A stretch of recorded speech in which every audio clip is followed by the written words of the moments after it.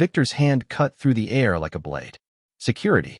Remove this woman immediately." The words echoed across the marble ballroom of the Rothman Industries annual gala, the kind of event where fortunes were made in whispered conversations and reputations destroyed in seconds. Crystal chandeliers cast judgment from above. Silk gowns rustled with scandal. Every eye turned toward the woman standing alone near the champagne fountain, glass of water in hand, perfectly still. Lydia Langford. Or rather, the woman Victor thought was still Lydia Langford. He had no idea who she'd become. No idea that the poor, embarrassing wife he'd discarded 3 years ago, the one who'd accepted the divorce papers without fighting, who'd walked away with almost nothing, who'd disappeared so completely he'd stopped thinking about her, had rebuilt herself into someone untouchable. No idea about the marriage certificate filed 6 months ago. No idea about the penthouse in the city's most exclusive tower, the one with her name on the deed. No idea about the diamond on her finger, hidden beneath black silk gloves she wore not from shame, but from elegance. And Victor definitely had no idea about the man whose empire he worked for, the man whose last name was now legally hers, the man who was standing in the private elevator at this very moment, ascending to this ballroom after receiving a single text message from his assistant. "Sir, there's a situation with Mrs. Rothman." As security guards began moving through the crowd toward Lydia, as guests leaned in to watch the humiliation unfold, as Victor felt that familiar rush of power that came from putting people in their proper place, Lydia's phone buzzed in her clutch. One message. 2 words. "Still there." She typed back with steady fingers. "Yes." His response came instantly. "Good. Don't move." Victor was still smiling. That condescending, thin-lipped smile that used to make her feel small, completely unaware that in approximately 4 minutes, when the elevator doors opened and Elliot Rothman stepped into his own ballroom, Victor Langford was going to learn a lesson about power that would end his career. But he didn't know it yet. Right now, in this moment, he still thought he was in control. That was about to change. The Rothman Industries annual gala was not a party in any ordinary sense. There were no loud toasts, no clinking glasses raised in boisterous celebration, no dance floor pulsing with music. This was a gathering of power in its most refined form, the kind that didn't need to announce itself because everyone in attendance already knew exactly who mattered. The Metropolitan Grand Ballroom had been transformed into a cathedral of wealth. Marble floors polished to mirror shine reflected the soft glow of crystal chandeliers hanging like frozen constellations overhead. Ice sculptures melted slowly at strategic intervals, their clean lines and geometric precision suggesting expense without excess.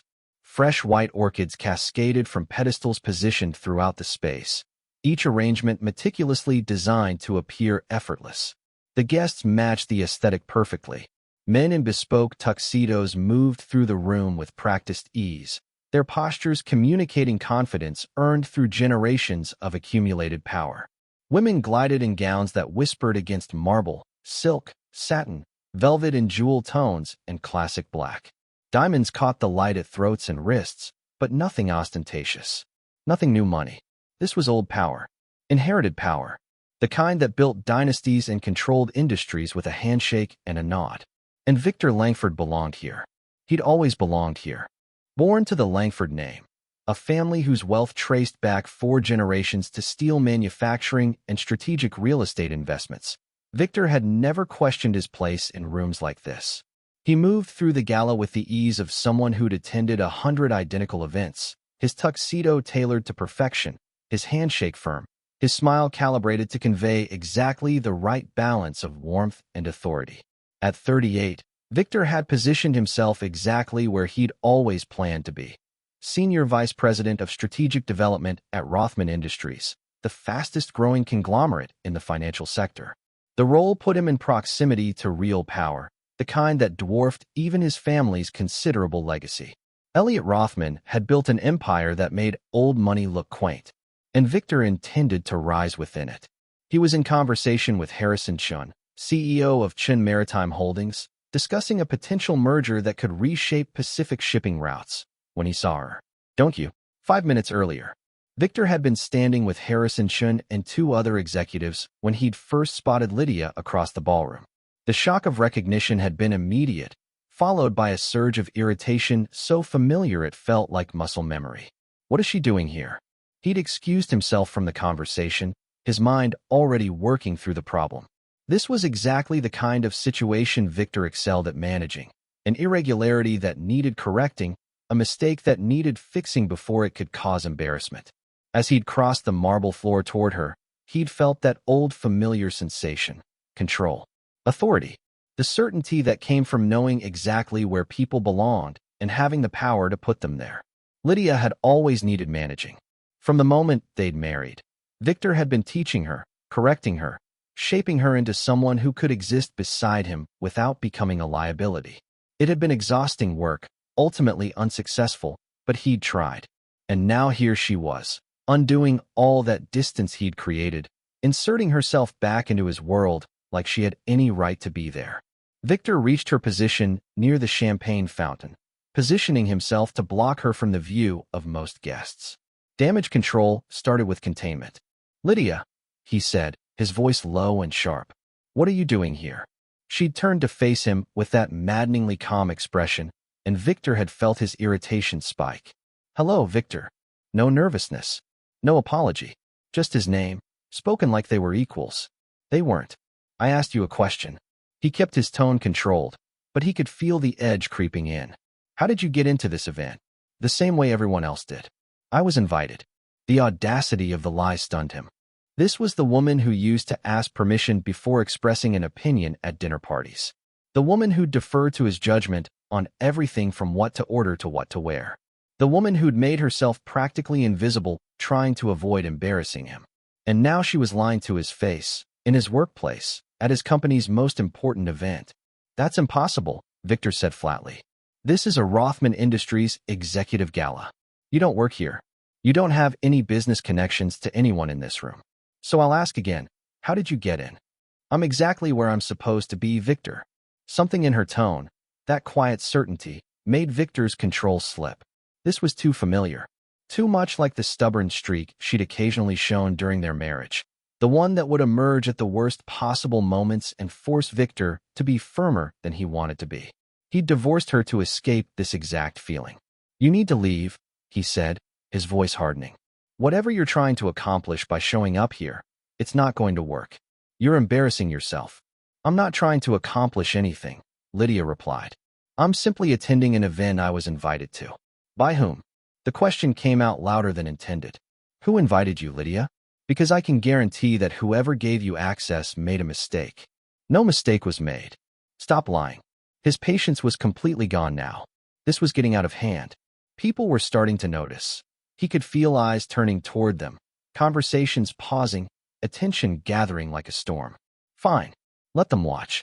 Let them see Victor Langford handling an uncomfortable situation with appropriate authority. "You're not on the guest list," he said clearly, loudly enough that nearby guests could hear. "You don't belong here. And I don't know if this is some pathetic attempt to get my attention or if you're trying to network your way into opportunities you haven't earned, but it ends now." The words felt good. Righteous. He was simply stating facts, establishing boundaries, protecting the integrity of an exclusive event. Lydia's expression flickered, something that might have been disappointment, but Victor didn't care anymore. "I'm not going to argue with you, Victor," she said quietly. "If you need to verify my invitation, you're welcome to speak with the event coordinator. My name is on the list." "Under Lydia Langford?" he challenged. "Because that's not possible." "No, not under that name." Victor stared at her. "What are you talking about?" But Lydia just stood there, silent and infuriatingly calm, and Victor felt something dangerous rising in his chest. This was exactly what she used to do. Shut down. Go quiet. Force him to be the bad guy when all he was trying to do was maintain order, maintain standards, maintain the life he'd worked so hard to build. He'd spent 3 years free of this frustration. He refused to let her drag him back into it. "You know what?" Victor said, his voice cutting through the growing silence around them. "I don't care what name you're using or what story you told to get past the door." He raised his hand, the gesture sharp and commanding. The conversations within 20 feet died completely. Security. The word carried across the ballroom like a bell. Heads turned. Whispers started. The elegant machinery of the gala ground to a halt as attention focused on the scene unfolding near the champagne fountain. Victor was aware of the audience now, 30, 40 people watching, but he felt justified. He was simply doing what needed to be done, correcting an error, removing an interloper. Two security personnel began moving through the crowd toward them, their expressions professional but alert. Victor recognized them. Rothman Industries contracted only the best. They'd handle this discreetly. An event coordinator rushed over as well. A young woman with dark hair pulled into a severe bun, tablet clutched against her chest like armor. Her eyes were wide, darting between Victor and Lydia with poorly concealed panic. "Sir," one of the security guards said, addressing Victor. "Is there a problem?" "This woman," Victor said, gesturing toward Lydia with barely concealed contempt, "needs to be escorted from the premises. She's not on the guest list. I don't know how she got in, but this is a private, invitation-only event, and she doesn't belong here." The coordinator's face went pale. "Sir, if you could just check your list," Victor interrupted, his voice rising. "You won't find Lydia Langford anywhere on it. Am I right?" He turned to the security guards, his authority absolute. "Remove her. Quietly if possible, but remove her." "Mr. Langford, wait." The coordinator tried again. But Victor was looking at Lydia now, and for the first time since their divorce, he let her see exactly what he thought of her. Every ounce of disappointment, every moment of frustration, every embarrassment she'd caused him during their marriage. "You're in the wrong place," he said, his voice cold and clear. "This event is for people who've actually accomplished something. People with real connections, real power, real purpose." The ballroom had gone almost completely silent. Even the string quartet seemed to have softened their playing. Victor felt the weight of dozens of eyes on him, but he didn't care. This needed to be said. For him. For everyone who'd ever had to deal with someone who didn't understand their place in the world. "You never understood that, did you?" he continued. "You never understood the difference between being invited to the table and actually belonging there." He paused, letting the words sink in. "Go home, Lydia. Go back to whatever small life you've built for yourself. Stop trying to climb into spaces where you don't fit." The silence that followed was absolute. Victor could see other guests watching now, women in designer gowns leaning toward their companions, men in tuxedos crossing their arms with expressions ranging from curiosity to approval. Some looked uncomfortable, but more looked vindicated, as if Victor was simply saying what they'd all been thinking. This is what leadership looks like, Victor thought. Making hard decisions. Maintaining standards. Lydia stood perfectly still, her water glass steady in her hand. She looked at him for a long moment. Then, quietly, she spoke. "I'm not going anywhere, Victor." Her voice wasn't loud, wasn't defiant. It was simply certain, and something in that certainty made Victor's control crack. "Yes, you are." His voice rose, carrying across the ballroom. "Security, I gave you an order. Remove this woman from Mr. Langford." The coordinator stepped directly into his line of sight, physically inserting herself between Victor and Lydia. Her voice was shaking but firm. "Sir, please. If you would just let me explain." "Explain what?" Victor snapped, his composure slipping completely now. "That you failed to properly screen the guest list? That you allowed someone to sneak into the most exclusive event of the year? That you've created a situation where I have to personally handle security because you can't do your job?" The coordinator flinched, but held her ground. "Sir, that's not. She didn't sneak in. She's uninvited," Victor said flatly. "She's a nobody trying to social climb her way into rooms she has no business being in. And I'm done having this conversation." He turned to the security guards. "Remove her. Now." "She's listed as Mrs. Rothman." The coordinator's words came out in a rush, desperate and scared. The ballroom seemed to hold its breath. Victor went completely still. "What did you say?" "This woman, sir." The coordinator's voice was barely above a whisper now. "She's on the guest list as Mrs. Elliot Rothman." The words didn't make sense. Victor's mind rejected them immediately, automatically, the same way the body rejects a foreign object. "That's impossible," he said slowly, carefully, as if explaining something to a child. "Elliot Rothman isn't married." "He is, sir." The coordinator was pale now, her hands trembling around her tablet. "They were married 6 months ago. It was private. Very few people knew. But she's Mrs. Rothman. She's his wife." The whispers started then. A rustle of sound that spread through the crowd like wind through tall grass. Victor heard fragments. Rothman's wife. Didn't know he was married. Is that really? Oh my God. He turned to look at Lydia. She was watching him with that same calm expression, and Victor felt reality beginning to fracture around him. No, he said. The word came out flat. Certain. No, that's not possible. She's my ex-wife. Her name is Lydia Langford. I know her. She couldn't possibly. But even as he said it, details were clicking into place. The black gloves. The understated elegance. The complete absence of fear in her eyes. The way she'd stood there, perfectly calm, while he'd threatened to have her removed. My name, Lydia said quietly, is Lydia Rothman. You're lying. Victor's voice was desperate now. This is some kind of, anyone can claim a name. Anyone can say, Mr. Langford. The coordinator's voice was urgent now, pleading. Sir, I need you to step back. Please. But Victor wasn't listening. Because across the ballroom, through the crowd of stunned guests, he saw movement. The private elevator doors opening.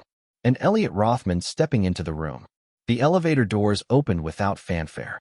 No announcement. No musical flourish. No dramatic spotlight or sudden hush. But every person in the ballroom felt it. It was like a shift in air pressure. The way the atmosphere changes before a storm, when the sky darkens and the wind dies, and every living thing knows instinctively that something powerful is approaching. Elliot Rothman stepped into his ballroom.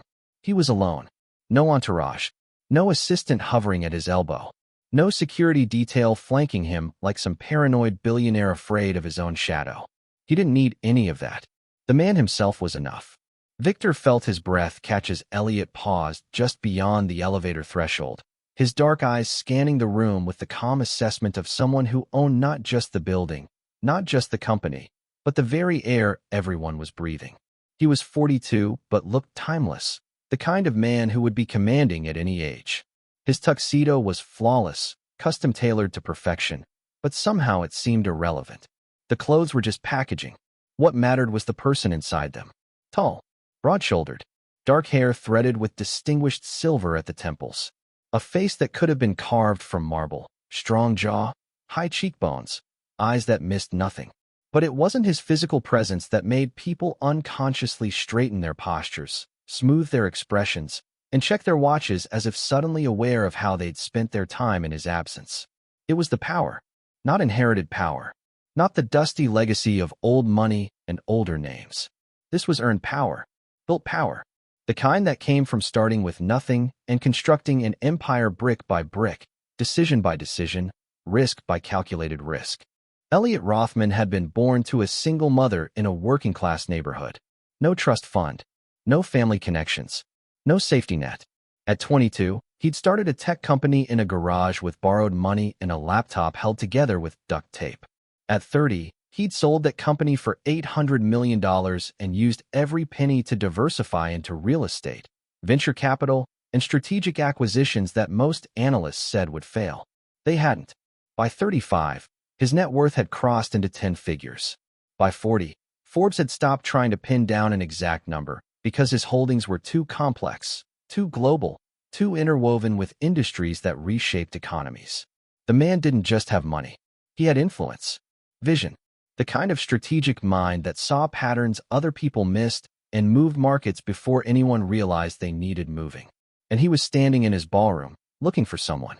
The crowd rippled subtly as Elliot's gaze swept across the space. Conversations didn't exactly stop. That would have been too obvious, but they softened. People angled themselves toward him without seeming to move. 1,000 tiny adjustments that happened below conscious thought. This was what real power looked like. Not Victor's inherited name and practiced handshake and careful positioning. This was gravitational. Inevitable. Victor realized with sudden, nauseating clarity that he'd spent his entire adult life trying to cultivate what Elliot Rothman simply was. Elliot's eyes found Lydia. Even from across the ballroom, Victor saw the change in Elliot's expression. The hard edges softened. The marble became human. Something warm and private flickered across his features, so brief that anyone not watching closely would have missed it. But Victor was watching closely. He saw the exact moment Elliot registered the scene. Lydia standing near the champagne fountain, security guards positioned nearby, an event coordinator wringing her hands, and Victor himself standing frozen in the middle of what was clearly a confrontation. Elliot's jaw tightened almost imperceptibly. Then he started moving.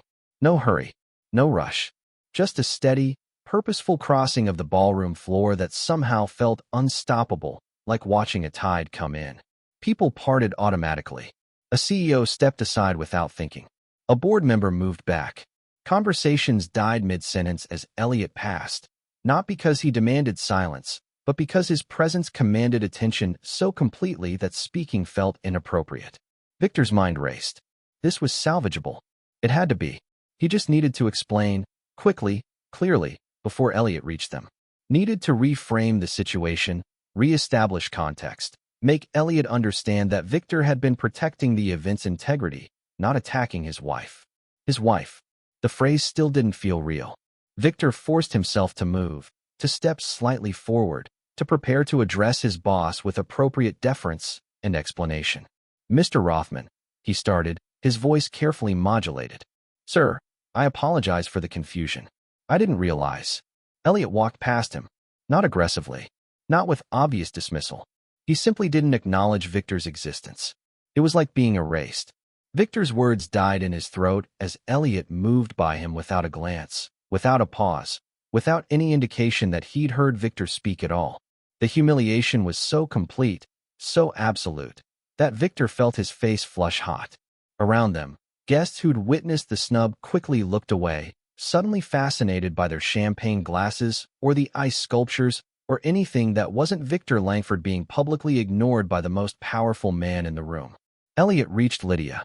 He stopped directly in front of her, and the entire ballroom seemed to hold its breath. For a moment, neither of them spoke. Elliot's eyes searched Lydia's face, not frantically, but thoroughly, carefully, like he was reading a language only he understood, checking for damage, assessing her state with the focused intensity of someone for whom this woman's well-being was the single most important thing in the world. "Sorry I'm late," Elliot said quietly. His voice was deep, controlled, but carrying an undercurrent of warmth that transformed his entire presence. This wasn't Elliot Rothman, the billionaire, the CEO, the empire builder. This was a husband who'd kept his wife waiting. Traffic was worse than expected, he continued, and something in his tone suggested he was asking a question beneath the words. "Are you all right? Did something happen? Do I need to destroy someone?" Lydia's expression softened. "It's all right. I've been fine. Have you?" 2 words. Quiet, but loaded with meaning. Elliot's gaze shifted fractionally, not to Victor, but to the security guards still positioned nearby, to the coordinator clutching her tablet, to the crowd of witnesses who'd watched whatever had transpired before his arrival. His eyes narrowed slightly. Then he looked back at Lydia and reached for her hand. The gesture was simple, natural.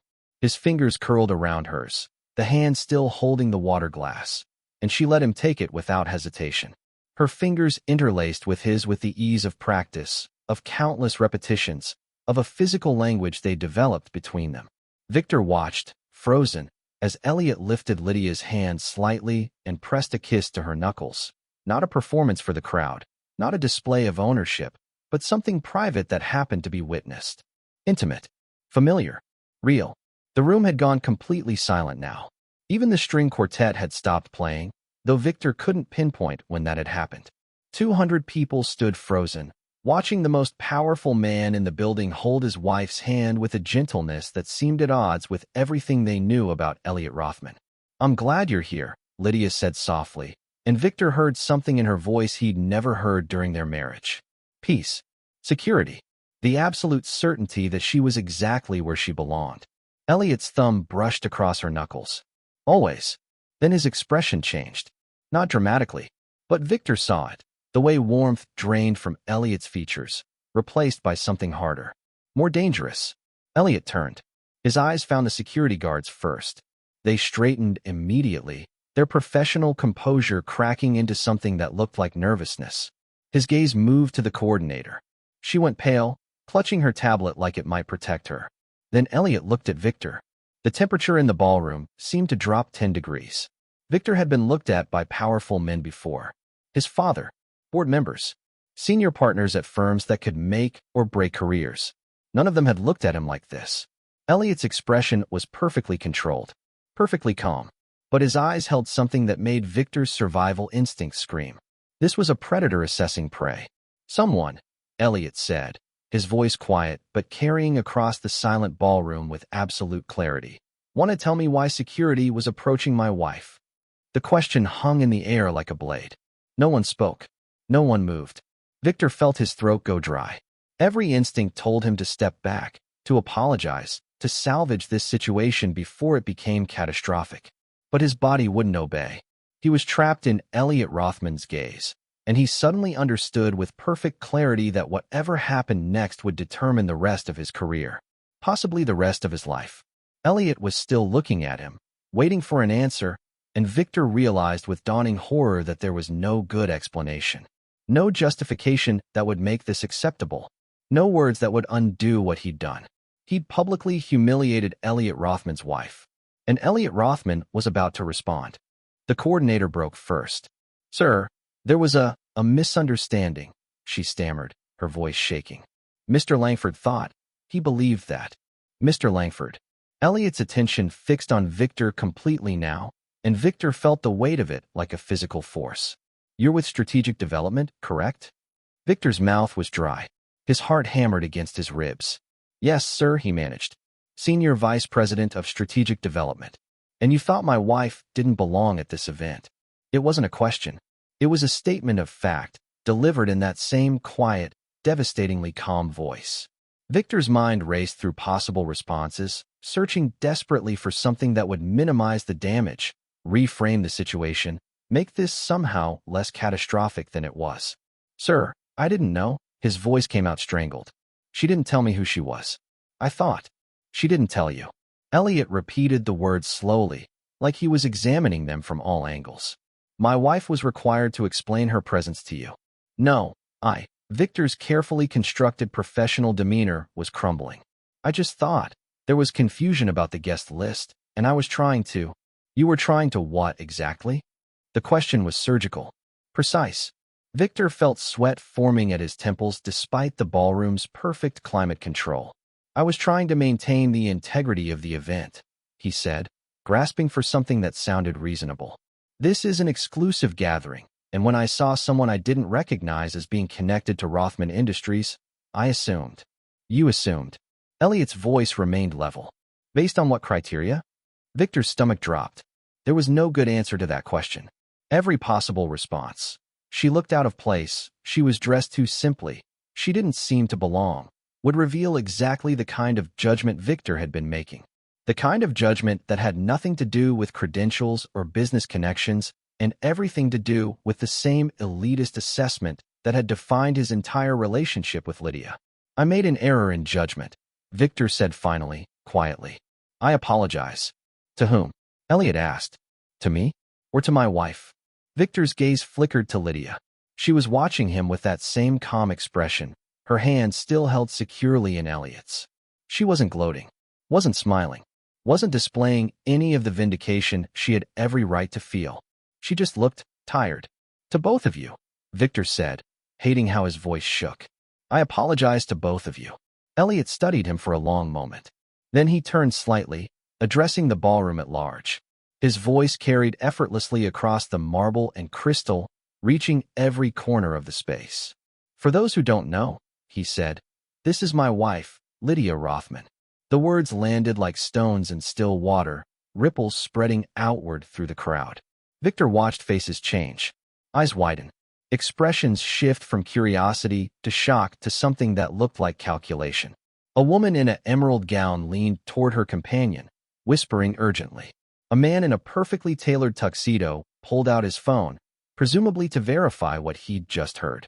A board member Victor recognized, Gerald Chun, head of Asian Pacific Operations, was staring at Lydia with an expression of dawning recognition, as if pieces were suddenly clicking into place. "We were married 6 months ago," Elliot continued, his tone conversational but commanding absolute attention. "The ceremony was private, immediate family only. We chose not to make a public announcement at the time." His thumb brushed across Lydia's knuckles, a small gesture, but visible to everyone watching. "Some of you have met Lydia at previous events. Others are meeting her for the first time tonight.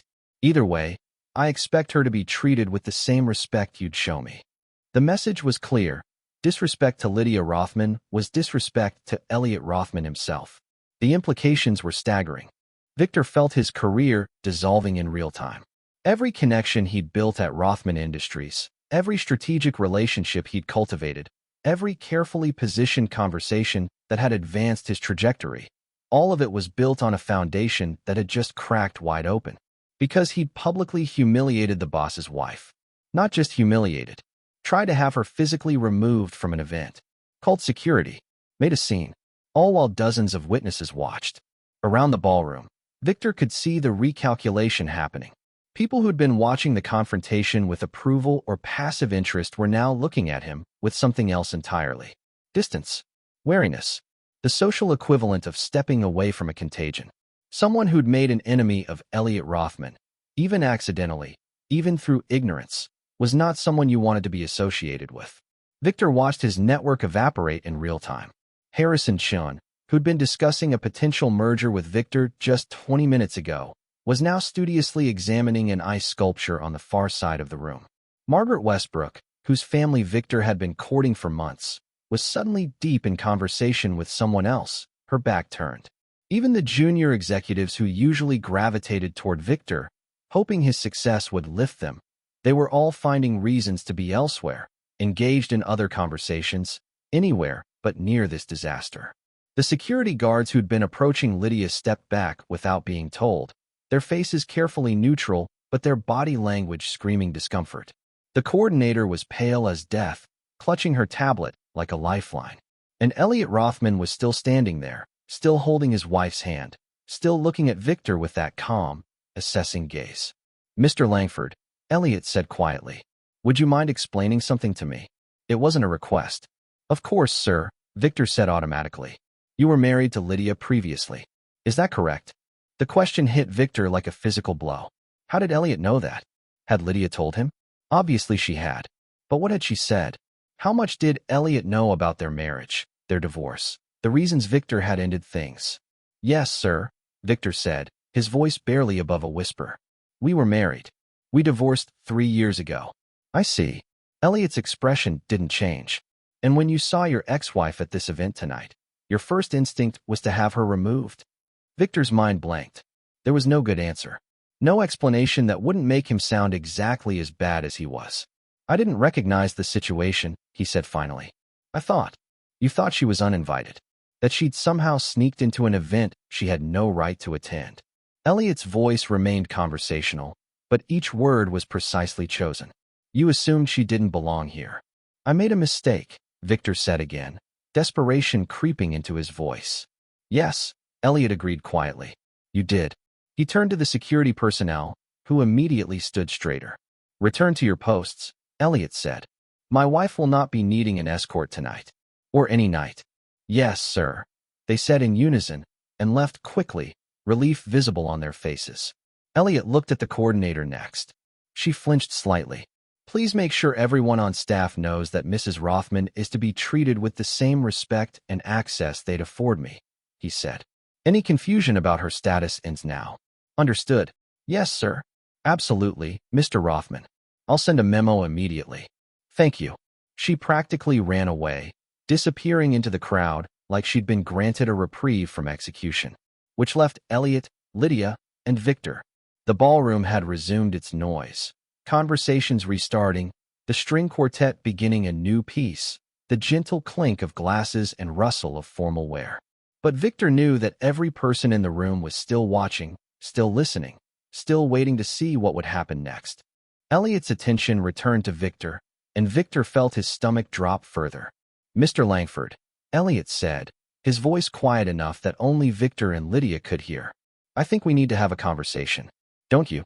It wasn't a question. It was a summons.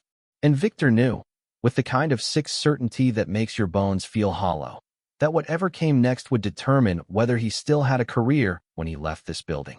Elliot's eyes held no warmth now. No mercy. Just cold, calculating assessment. "Yes, sir," Victor whispered. Elliot nodded once, then looked at Lydia. "Will you be all right here for a few minutes?" he asked, his voice softening immediately when addressing her. "I need to speak with Mr. Langford privately." Lydia squeezed his hand gently. I'll be fine. Stay where people can see you, Elliot said, and there was something protective in his tone that made Victor's chest tighten. I won't be long. He kissed her forehead, another private gesture made public, then released her hand with obvious reluctance. When Elliot turned back to Victor, the warmth was gone entirely. Come with me, he said. And Victor, his career hanging by a thread, had no choice but to follow. Elliot didn't lead Victor to a private office. He didn't escort him out of the ballroom, didn't offer the mercy of a closed door or the privacy of a confidential conversation. Instead, he walked to a quieter section of the ballroom, near the floor-to-ceiling windows overlooking the city, where the crowd had naturally thinned, and turned to face Victor with the entire gala still visible behind them. Still watching. Still listening. This was intentional, Victor realized with sinking dread. This was strategic. Elliot Rothman was about to dismantle him, and he wanted witnesses. Tell me something, Mr. Langford. Elliot began, his voice conversational, but carrying clearly in the acoustically perfect space. How long have you worked for Rothman Industries? Victor's throat felt tight. 3 years, sir. I was brought on as Vice President of Strategic Development and promoted to Senior VP 18 months ago. And in those 3 years, how would you describe our company culture? The question seemed almost casual, but Victor sensed the trap beneath it. Progressive, he said carefully. Merit-based. We value innovation and respect. Elliot interrupted quietly. We value respect. For colleagues, for clients, for partners. He paused. For people. Victor said nothing. When I built this company, Elliot continued, I made very specific choices about the kind of environment I wanted to create. I didn't come from money, Mr. Langford. I didn't have family connections or a name that opened doors. Everything I built from nothing. He took a step closer. Not aggressive, but purposeful. So I made sure that at Rothman Industries, people would be judged on their abilities, their contributions, their character. Not their background. Not their pedigree. Not whether they came from the right families or attended the right schools. Victor felt sweat forming at the back of his neck despite the cool air. Yes, sir, he managed. That's one of the things I've always admired about. Then explain to me, Elliot said, his voice still quiet but edged with steel, why you attempted to have my wife removed from this event. Sir, I've already apologized. I didn't ask for an apology. I asked for an explanation. The distinction was crucial, and Victor understood it immediately. An apology suggested remorse. An explanation required justification. And there was no justification that wouldn't condemn him. I thought she was uninvited, Victor said, the words sounding hollow even to his own ears. I didn't recognize her as being connected to the company, and I was trying to maintain. You didn't recognize her. Elliot's tone was thoughtful, like he was examining the statement from multiple angles. Despite the fact that her name was on the guest list. Despite the fact that the event coordinator tried to correct you. Despite the fact that Lydia herself told you she belonged here. Victor's hands clenched at his sides. I thought she was lying. Why? The single word hung in the air. Because. Victor trailed off, realizing too late that any answer would expose exactly the kind of judgment he'd made. Because she wasn't dressed expensively enough? Elliot suggested. Because she was standing alone instead of networking? Because she was drinking water instead of champagne? Each observation landed like a blow. Or perhaps, Elliot continued, his voice dropping even lower. Because you know Lydia from before, and you couldn't imagine that the woman you divorced 3 years ago, the woman you clearly viewed as beneath you, could possibly have risen to a position where she belonged in a room like this. Victor's face burned. Around them, guests had stopped even pretending not to listen. They stood in clusters, drinks forgotten, watching the execution of a career. That's not, Victor started. Isn't it? Elliot's eyes were cold now, all pretense of casual conversation gone. You saw your ex-wife, made a series of assumptions based on your past relationship with her, and decided she didn't belong. Not because she lacked credentials, not because she'd done anything wrong, but because you had decided she wasn't the kind of person who deserved to be here. I made an error in judgment, Victor said desperately. No. Elliot's voice cut through the excuse like a blade. You revealed your judgment. There's a difference. He crossed his arms, his posture relaxed, but his presence dominating the space. Let me tell you what I see, Mr. Langford. I see a man who inherited a name and mistook it for earned respect. A man who believes his family legacy entitles him to make decisions about who does and doesn't belong in certain spaces. A man who, when confronted with someone he viewed as less than, immediately moved to have her removed rather than question his own assumptions. Each sentence was precise, surgical, stripping away Victor's carefully constructed professional identity. Sir, I understand how this looks. Do you? Elliot's voice rose slightly, not to a shout, but to something that carried across the ballroom with unmistakable authority. Do you understand that you attempted to humiliate my wife at a public event? That you raised your voice at her, called security on her, made a spectacle that ensured everyone in this room would witness her supposed disgrace? Victor's vision blurred slightly at the edges. This was worse than being fired. This was being destroyed. I didn't know she was your wife, he said, the words coming out strangled. And that's supposed to make it better? Elliot's expression was incredulous. That you only treat people with respect when they're connected to someone powerful? That basic human dignity is conditional based on someone's status. Victor had no response. Let me be very clear, Elliot said, his voice dropping back to that deadly quiet tone. The problem isn't that you didn't recognize Lydia as my wife. The problem is that you saw a woman you believed had no power, no connections, no ability to defend herself, and you chose to use your position to humiliate her. He paused, letting the words sink in. That tells me everything I need to know about your character. Victor felt his carefully constructed world crumbling. Every assumption he'd built his life on, that his name mattered, that his family's legacy protected him, that his position at Rothman Industries made him untouchable, was disintegrating. Mr. Rothman, please, Victor's voice cracked. I've worked hard for this company. I've delivered results. You've delivered results because you have talent, Elliot agreed. I don't hire people who can't do the job. But talent without character is worthless to me. Worse than worthless, it's toxic. He glanced around the ballroom, at the dozens of executives and board members and partners watching this conversation unfold. Everyone here knows what happened tonight, Elliot said. They watched you attempt to humiliate someone you believed was powerless. They saw you double down when corrected. They witnessed you prioritize your ego over basic decency. Victor followed his gaze, seeing the faces of colleagues who'd respected him hours ago now carefully neutral, distant, already writing him off. Your reputation at this company is finished, Elliot said flatly. Not because I'm vindictive. Not because you offended me personally. But because you've demonstrated that you can't be trusted to treat people with respect when you think no one important is watching. Sir, I can change. Can you? Elliot's voice carried genuine curiosity. Because from where I'm standing, you just revealed who you've always been. The man who divorced Lydia because she embarrassed him. The man who saw her tonight and immediately moved to erase her presence. That's not a mistake, Mr. Langford. That's character. Victor felt tears threatening, hot, humiliating tears that he refused to let fall. This couldn't be happening. Not to him. Not to a Langford. I think, Elliot said quietly, you should leave. The words were soft but absolute. Leave the event. Victor asked, hoping desperately for a smaller humiliation. Leave the company. The ballroom seemed to tilt. You're firing me? I'm giving you the option to resign, Elliot corrected. First thing Monday morning, you'll submit your resignation, effective immediately. We'll provide a standard separation package. No public statement beyond the fact that you're pursuing other opportunities. It was mercy of a sort, the chance to leave with some dignity intact. But Victor's pride, wounded and desperate, made him reach for something to hold on to. You can't do this, he said, his voice rising. I have a contract. 3 years remaining. You'd have to prove cause, and I haven't. Haven't what? Elliot's voice was dangerously soft. Haven't created a hostile environment?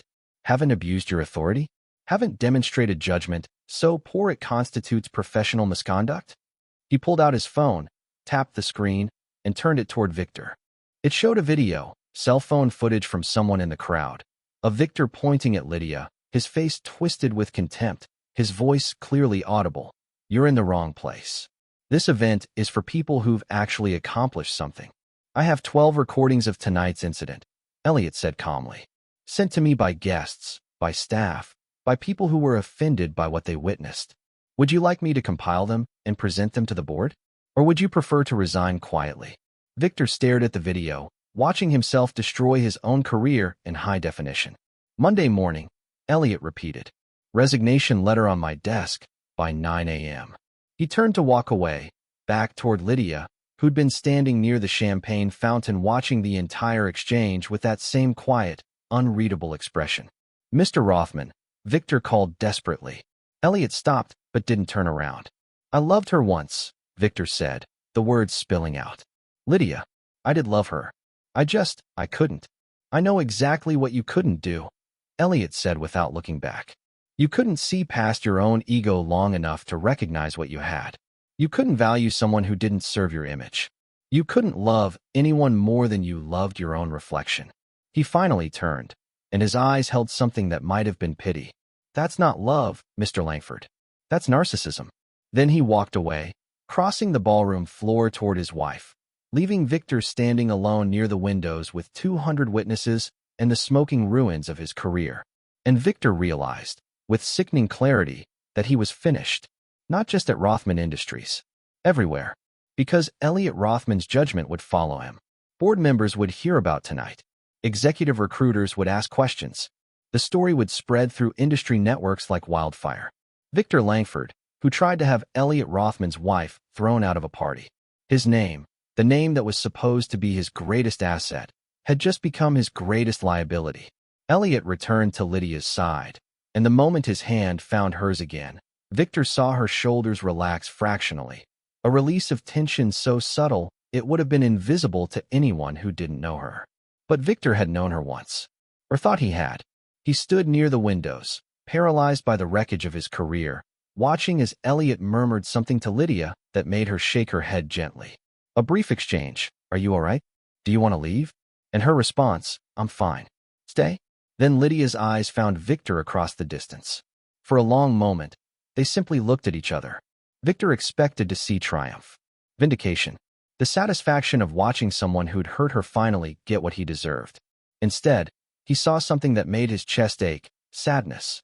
Not for herself, for him. Lydia said something quiet to Elliot, who looked at her with concern, then nodded slowly. She squeezed his hand once more before releasing it and crossing the ballroom floor toward Victor.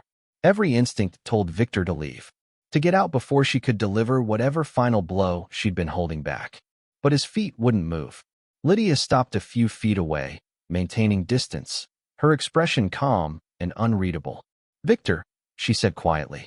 Just his name. Not angry, not cold, simply tired. "Lydia." His voice came out hoarse. "I'm sorry. I know I've already said it, but I know." She cut him off gently. "I believe you're sorry. You're sorry you didn't recognize who I'd become. Sorry you embarrassed yourself. Sorry you destroyed your career." The words were measured, precise. "But I don't think you're sorry for what you did to me." Victor flinched. "That's not fair. I apologized for trying to have me removed tonight." Lydia agreed. "But not for the years before that. Not for making me feel worthless every day of our marriage. Not for leaving me with nothing and convincing me I deserved nothing." She wasn't raising her voice, wasn't performing for the crowd that had started to edge closer, sensing another confrontation. She was simply stating facts. "I was young when we met," Lydia continued. 23. "I thought love meant supporting someone no matter what. I worked 2 jobs so you could focus on your career. I made myself smaller so you could feel bigger. I accepted every criticism, every correction, every moment you made me feel like I was the problem." Victor opened his mouth, but she kept going. "When you told me I embarrassed you, I believed it. When you said I didn't fit in your world, I tried harder to change. When you left me, I thought it was my fault for not being enough." Her voice remained steady, but Victor saw her hands trembling slightly. "It took me 2 years to understand the truth," she said. "I wasn't the problem. I never was. You were so busy trying to impress people who didn't matter that you couldn't see the person standing right beside you." "Lydia, let me finish." Her voice firmed. "Please." Victor nodded, his throat tight. "After the divorce, I had nothing," Lydia said. "You took the apartment, the savings, everything we'd built together. I lived in a motel for 3 months. Worked as a temp. Ate ramen for dinner because I couldn't afford anything else." Victor's stomach twisted. He'd known the settlement had been minimal, but he'd convinced himself Lydia would be fine, that she'd land on her feet somewhere simple, somewhere appropriate for who she was. I thought about you a lot during those months, Lydia continued. Wondered if you ever thought about me. Wondered if you felt even a moment of guilt. But mostly, I wondered why I'd wasted so many years loving someone who saw me as an accessory instead of a person. I did love you, Victor said desperately. I didn't know how to. You loved the idea of me, Lydia corrected gently. The devoted wife who made you feel important. But the moment I stopped serving that purpose, I became disposable. She paused, and Victor saw her gathering herself. I met Elliot 2 years after our divorce, she said. I was working as an executive assistant at a consulting firm. He came in for a meeting. I spilled coffee on his shirt. Despite everything, a small smile touched her lips at the memory. He didn't get angry, didn't snap at me or make me feel stupid. He just laughed and said accidents happen. Then he asked if I was all right, if I'd burned myself. Victor felt something crack inside his chest. That small kindness, asking if she was okay, was something he'd never thought to do. We started talking, Lydia continued. He asked about my day, my work, my dreams. And when I told him I'd always wanted to teach, but never had the chance, he didn't dismiss it. He asked why not. What was stopping me? She looked at Victor directly. No one had ever asked me that before. What I wanted. What mattered to me. Lydia, I'm not telling you this to hurt you, she said. I'm telling you so you understand. Elliot saw me. Not my usefulness. Not my potential to elevate his image. Just me. And he decided that was enough. Victor felt tears burning behind his eyes. Hot, shameful tears he couldn't quite suppress. When he proposed, I said no at first, Lydia admitted. I told him I'd been married before, that I'd failed, that I didn't think I could be what he needed. And you know what he said? Victor shook his head, not trusting his voice. He said he didn't need me to be anything except myself, that I was already exactly who he wanted. The words landed like stones. That's what love is supposed to be, Victor. Not performance, not improvement, just acceptance. She took a breath, and Victor saw her straightening slightly, preparing to finish. I didn't come here tonight to embarrass you, Lydia said. I didn't know you'd be here. I didn't plan any of this. But when you tried to have me removed, when you stood there and told me I didn't belong, part of me wanted to hurt you the way you'd hurt me. I would have deserved it, Victor whispered. Maybe, Lydia agreed. But I don't want revenge, Victor. I don't want to punish you or make you suffer. I just want you to understand something. She stepped closer, and Victor saw the woman she'd become. Not the girl he'd married, not the wife he'd molded and criticized and ultimately discarded. Someone entirely new, entirely her own. You didn't break me, Lydia said quietly. You tried. And for a while, I thought you had. But I rebuilt myself, found my strength, learned what I was worth. Her voice dropped even lower. And now I'm standing in a ballroom full of the most powerful people in the industry, married to a man who values me, living a life I never could have imagined. And you're about to lose everything because you still haven't learned that people aren't props in your performance. Victor felt the truth of it settle into his bones. I forgive you, Lydia said simply. The words shocked him more than any accusation could have. What? I forgive you, she repeated. Not because you deserve it. Not because what you did was okay. But because holding on to anger only hurts me. And I'm done letting you hurt me. She paused, and Victor saw finality in her expression. I hope you learned something from this, she said. I hope you figure out how to see people as human beings instead of assets or liabilities. I hope you find whatever it is you're actually looking for, because I don't think it's respect or success or any of the things you thought you wanted. What is it? Victor asked, his voice breaking. Peace, Lydia said softly. The kind that comes from being genuinely happy with who you are, instead of constantly performing who you think you should be. She took a step back, creating distance. Goodbye, Victor. The word was gentle but absolute. Not, see you later, or good luck, or any phrase that suggested their paths might cross again. Just goodbye. Lydia turned and walked back toward Elliot, who'd been standing near the champagne fountain giving them space, but watching with protective intensity. When she reached him, he pulled her close immediately, his hand cupping the back of her head, his lips moving near her ear in words too quiet for anyone else to hear. Victor stood alone, watching them, and finally understood what he'd lost. Not the marriage, not the partnership, not even Lydia specifically. He'd lost the chance to be someone worth loving. because he'd been so focused on being someone worth admiring that he'd forgotten they weren't the same thing. A hand touched his elbow gently. Victor turned to find one of the event coordinators, not the woman from earlier, but an older man with kind eyes and a professional expression.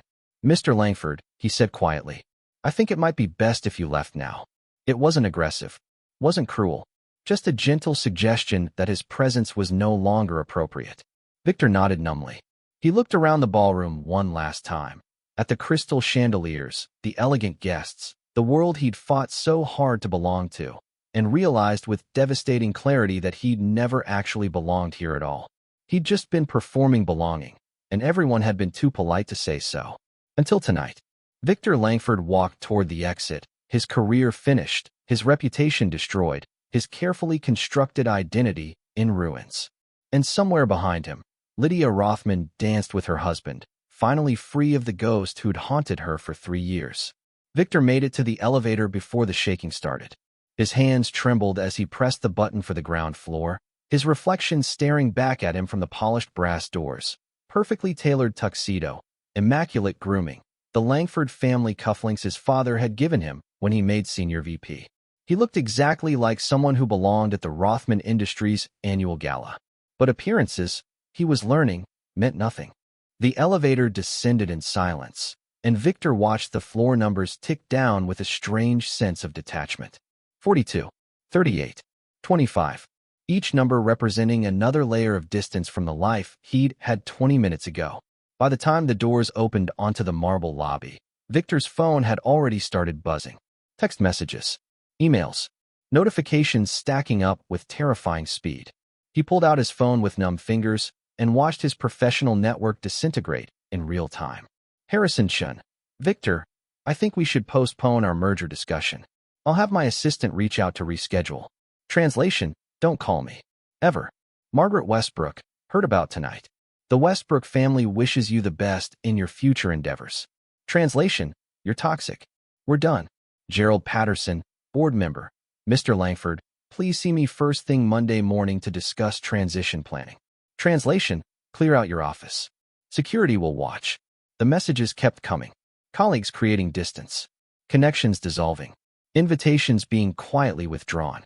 Victor had spent 15 years building a network, and it was evaporating in 15 minutes. He stood in the empty lobby, the sounds of the gala still audible from 42 floors above.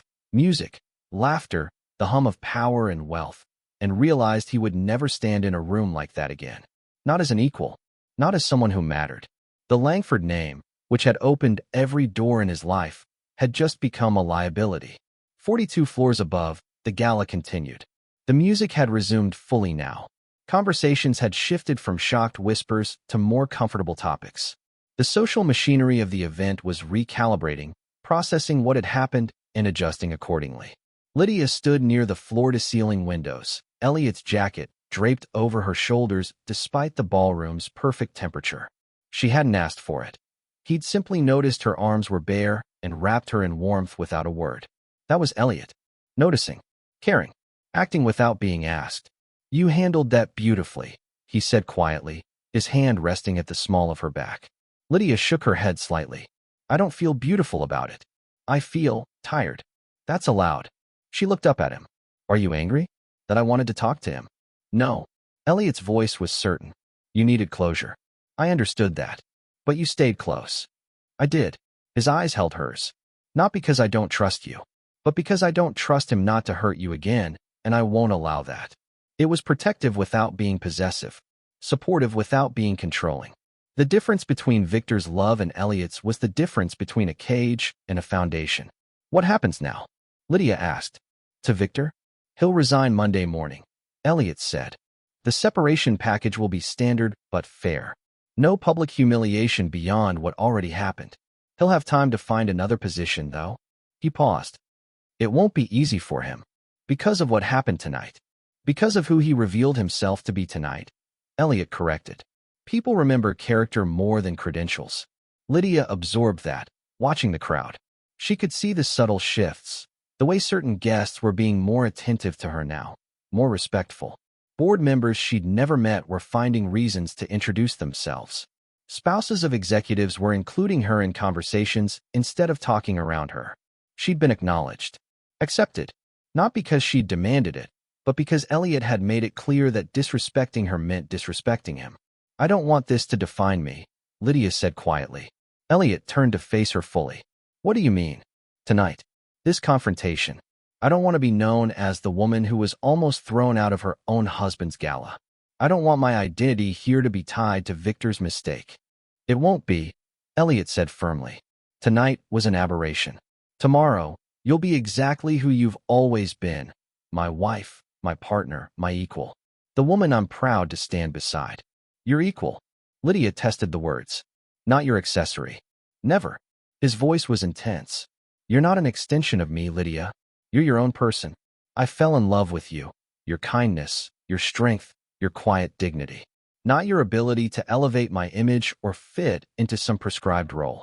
He brushed a strand of hair from her face. If you want to pursue teaching, teach. If you want to start a foundation, start a foundation. If you want to spend your days reading in our library and never attend another corporate event, that's your choice. I didn't marry you to turn you into someone else. I married you because you're already exactly who I want. Lydia felt tears prick her eyes. Good tears, healing tears. Victor never understood that, she whispered. I know. Elliot's thumb traced her cheekbone gently. His loss. My gain. Across the ballroom, conversations were happening in hushed tones. Did you see Rothman's face when Langford tried to have his wife removed? I've never seen him that cold. Langford's finished. Not just here, everywhere. No one's going to hire someone who publicly humiliated Elliot Rothman's wife. I heard they were married before. Langford and Mrs. Rothman. He divorced her years ago. Then she married up. Good for her. More like she married someone who actually values her. Did you see how Rothman looked at her? That's real. Langford was always too concerned with appearances. Old money problems. Thinking legacy matters more than character. Well, his legacy is ruined now. The assessments were brutal but accurate. Victor had spent 15 years building a reputation and destroyed it in 15 minutes. But more than that, he'd revealed something that people in positions of power couldn't forgive. He'd shown that he only treated people with respect when they could benefit him. And in a world built on relationships, that was unforgivable. Gerald Patterson, senior board member and someone who'd mentored Victor during his early years at Rothman Industries, approached Elliot and Lydia carefully. Mr. Rothman, Mrs. Rothman, he said with a respectful nod. I wanted to apologize for what happened tonight. Victor Langford's behavior was inexcusable, and I take partial responsibility for not seeing the character flaws earlier. Gerald, Elliot's voice was measured. Victor's choices are his own. You're not responsible for them. Still, Gerald looked uncomfortable. I recommended him for the SVP position. If I'd known. You couldn't have known, Lydia said quietly, surprising herself by speaking. People like Victor are very good at showing one face to power and another to everyone else. Gerald studied her for a moment, then nodded. You're very gracious, Mrs. Rothman. More gracious than the situation warranted. I'm just tired of carrying anger, Lydia said simply. Gerald's expression softened. That's wisdom many people never learn. He paused.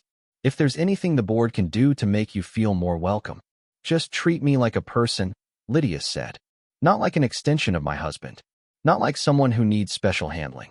Just like a person. Done, Gerald said with genuine warmth. Then, to Elliot. You married well, sir. I know, Elliot said, his hand finding Lydia's again. Gerald excused himself, and Lydia watched him go, then looked up at Elliot. What happens now? She asked. After tonight? Whatever you want, Elliot said. We can leave right now if you're done. We can stay and show everyone that you're not shaken by what happened. We can go home and order takeout and watch terrible movies. Your choice. Lydia considered. Part of her wanted to leave, to escape the stares and whispers, to curl up in their home where she felt safe. But another part, the part that had survived Victor, rebuilt herself from nothing, and learned her own worth, wanted to stay. Wanted to stand in this room, in this space, and prove that she belonged here not because of her husband's power, but because she was strong enough to claim her own place. Let's stay, she said quietly. Just for a little while longer. Elliot smiled, that rare, genuine smile he reserved only for her. Whatever you want, love. He led her toward the dance floor as a new song began, and Lydia realized something profound. She wasn't the same woman who'd married Victor 7 years ago.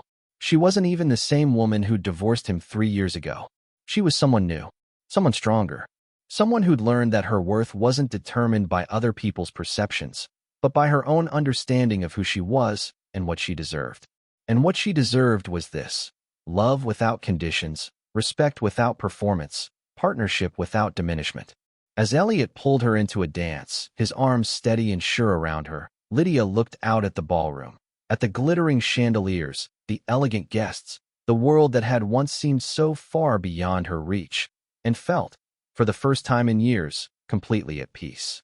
She'd survived the worst, rebuilt herself from nothing, found love that actually nourished instead of diminished. And now, standing in the center of power and wealth and influence, she finally understood. She'd always belonged. She just hadn't realized it until she stopped trying to prove it to people who didn't matter. 3 weeks later, Lydia stood in the living room of their penthouse, morning light streaming through floor-to-ceiling windows that overlooked the city. She held a cup of tea in both hands, watching the world below begin its daily rhythm.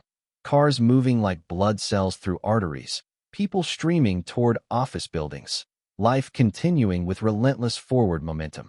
Behind her, she heard Elliot's footsteps, then felt his arms wrap around her waist, his chin resting on her shoulder. "You're thinking about it again," he said quietly. "Not a question, an observation." Lydia smiled slightly. "How can you tell?" "You get this look. Distant. Like you're processing something." She leaned back against him, solid and warm and present. "I got an email yesterday. From Victor." Elliot's arms tightened fractionally. "What did it say?" "That he's leaving the city. Taking a position in Seattle. Starting over." She paused. "He apologized. Again. Said he understands if I never want to hear from him. But he needed me to know that he's getting help. Therapy. Trying to figure out why he is the way he is." "How do you feel about that?" It was such an Elliot question. Not telling her how she should feel, not dismissing her feelings as irrelevant. Just asking. Listening. "I hope he means it," Lydia said honestly. "I hope he actually learned something. Not for me. I don't need his redemption. But for whoever comes after me. For his own peace." She set down her tea and turned in his arms to face him. "The night of the gala, when I talked to him, I saw something I'd never seen before. He looked lost, like he'd built his entire identity on sand, and it had finally washed away. That's not your responsibility to fix," Elliot said gently. "I know." Lydia smiled. "I'm not trying to fix him. I'm just acknowledging that he's human, flawed and hurting and making mistakes that cost him everything. You're more gracious than most people would be. Maybe." She traced the line of his jaw with her fingers. "Or maybe I just understand now that holding on to anger doesn't hurt him. It only hurts me. And I'm done being hurt by Victor Langford." Elliot kissed her forehead, her nose, her lips, soft, reverent kisses that made her feel cherished. "What do you want to do today?" he asked. Lydia glanced at the clock. "Didn't you have a board meeting at 10? Canceled it." "Elliot, I'm the CEO," he said with a slight smile. "I can cancel my own meetings. Besides, I'd rather spend the day with you." This was new territory for Lydia, being prioritized, being chosen, being treated like her time and presence mattered more than business obligations. With Victor, she'd always come second, third, 10th. With Elliot, she came first. Always. "I was thinking," Lydia said slowly, "about what you said. About pursuing teaching." Elliot's expression brightened immediately. "Yeah. I've been looking at programs. There's a certification course that starts in the fall. I could teach English literature at the community college level. Maybe eventually work my way up to university." "That's perfect," Elliot said, his enthusiasm genuine. "You'd be an incredible teacher." "It's not glamorous," Lydia warned. "It's not going to come with galas and networking events and the kind of social capital that—" "Lydia," Elliot cut her off gently. "I don't care about any of that. I care about you doing something that makes you happy, that fulfills you, that lets you use your gifts in a way that matters to you." He cupped her face in his hands. "You could decide to spend your days volunteering at an animal shelter or writing poetry or learning to make pottery, and I'd support every single choice. Because I didn't marry you for what you could do for my image. I married you because when I'm with you, I'm the best version of myself." Lydia felt tears threatening, happy tears, healing tears. "I love you," she whispered. "I love you too." He kissed her again, deeper this time. So much that it actually scares me sometimes. The idea of losing you. You won't, Lydia said firmly. I'm not going anywhere. Promise. Promise. That evening, they walked through the city together. No security detail, no destination in mind. Just two people enjoying the autumn air and each other's company. They passed the building where Rothman Industries headquarters stood, 42 floors of glass and steel and power. Lydia looked up at it and felt nothing. No intimidation. No sense of being small. It was just a building. Do you ever regret it? She asked as they walked. What happened at the gala? The way Victor's career ended. Elliot considered the question seriously. No.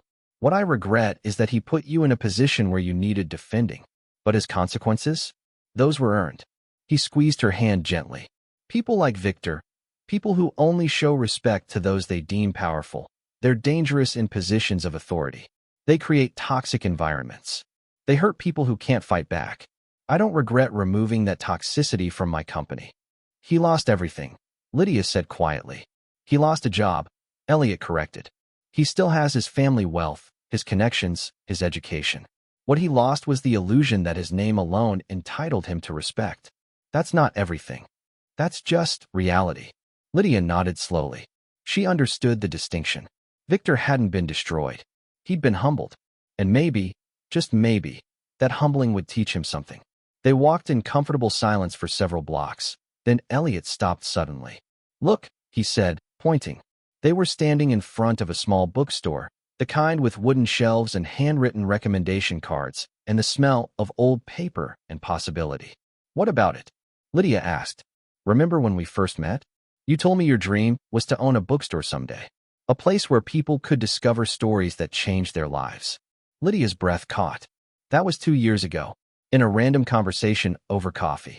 I remember everything you tell me, Elliot said simply. Every dream, every hope, every casual comment about what makes you happy. He turned to face her fully. If you want to teach, teach.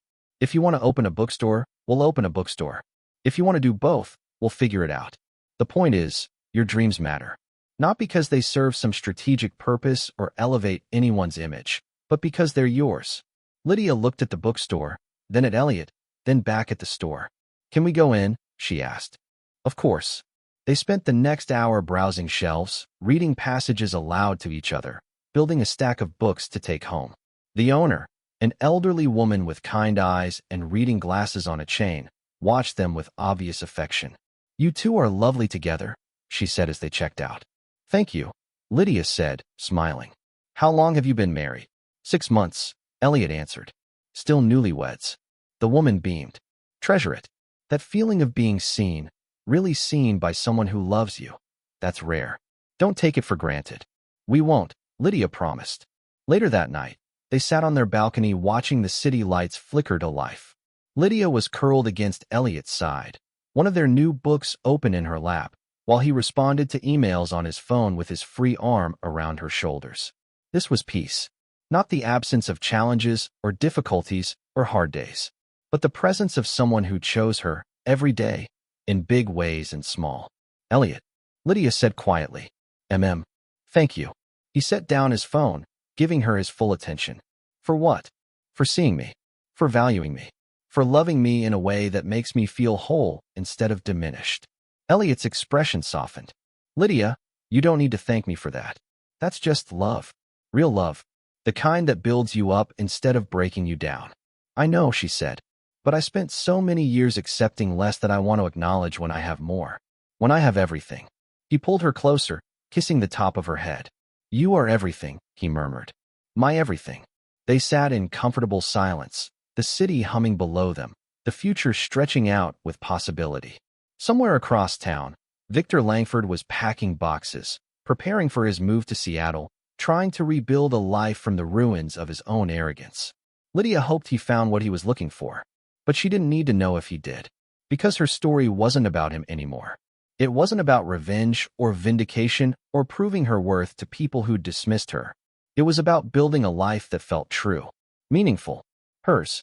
It was about standing beside someone who saw her completely and loved what he saw. It was about walking away from everything that had tried to make her small and choosing, instead, to become limitless. She'd been Lydia Langford once, small, diminished, convinced she wasn't enough. She'd been Lydia alone, broken, rebuilding, learning her worth. And now she was Lydia Rothman, not because of her husband's name or wealth or power, but because she'd chosen to be. Because she'd survived the worst and discovered that she was stronger than anything that had tried to break her. The night was cool and clear. Stars were barely visible through the city lights, but Lydia could see them if she looked hard enough. Elliot's arm tightened around her shoulders. "What are you thinking about?" he asked. Lydia smiled, leaning into his warmth. "Everything," she said. "And nothing. Just this moment. Right here." "It's a good moment," Elliot agreed. "It's a perfect moment." And it was. Not because everything in her life was perfect. There would still be hard days, difficult decisions, moments of doubt and fear. But because she was finally, completely, undeniably free. Free from the past that had tried to define her. Free from the voice that said she wasn't enough. Free to build whatever future she wanted, with a partner who would stand beside her every step of the way. Lydia closed her eyes and breathed in the night air, feeling peace settle into her bones. She'd walked through fire and emerged whole. She'd been dismissed, discarded, and destroyed, and she'd rebuilt herself into something unbreakable. And now, finally, she was walking away complete. Not from anything, but toward everything. Together. This story to the end. If you enjoyed this story, you will surely love the next one. It's as crazier and more intriguing as you can ever imagine. So do check it out. Subscribe, like, and click on the image showing on your screen right now to watch the next one.